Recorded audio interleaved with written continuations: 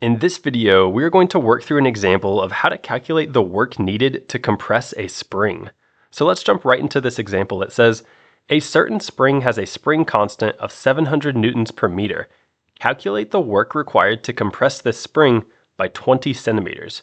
So I've gone ahead and sketched out this situation. We have this spring right here, and we want to know if we want to compress this spring or push it in by 20 centimeters, how much work will actually be required to do that? So to solve this problem, we have to understand that there will be two forces at play. The first force is the applied force. Let's call that F sub A.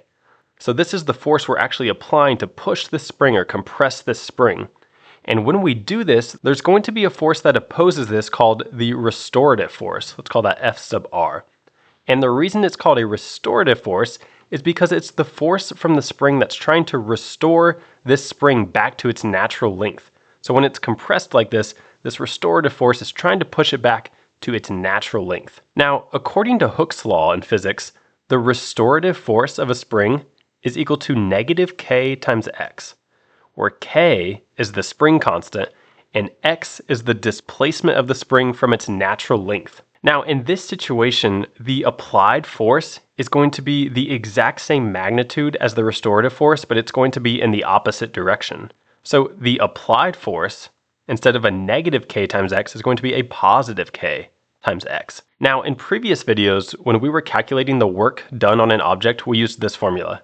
The work is equal to force times displacement. But it turns out you can only use this formula when the force that's being applied is constant.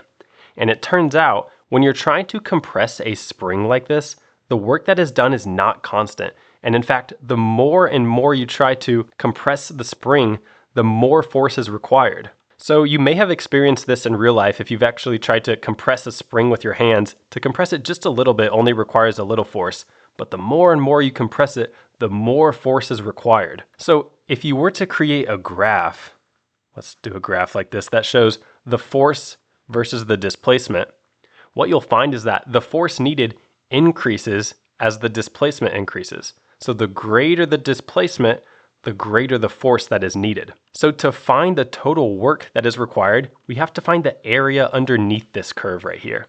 And when we're talking about finding the area under a curve, that involves integration.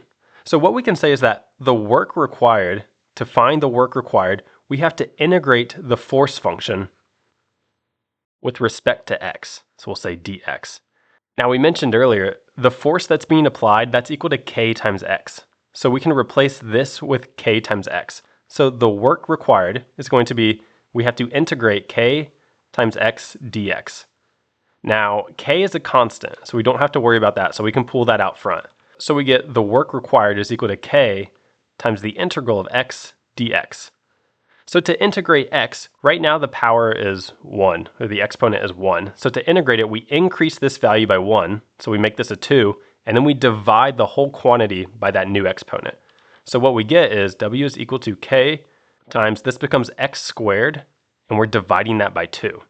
Or another way to write that is 1/2 times x squared. So we can say 1/2 times k times x squared. So this is the formula we can use. Let's write that right here. The work required to compress the spring is 1/2 times k, the spring constant, times x, the displacement, squared. So this is the key equation that we can use to actually solve this problem. So let's go ahead and plug in the values that we know to this formula. We'll say the work required, W, is equal to 1/2 times k, the spring constant, which we're told is 700 newtons per meter. So we'll say times 700, times x, the displacement. Now, notice that the spring constant is written in terms of newtons per meter, and we're told that we want to compress this spring by 20 centimeters. So let's go ahead and convert these centimeters to meters. So there's 100 centimeters in a meter. So to convert this to meters, let's just divide this by 100. So 20 divided by 100, that turns out to be 0.2. So we'll use 0.2 as our displacement, and remember we have to square that value.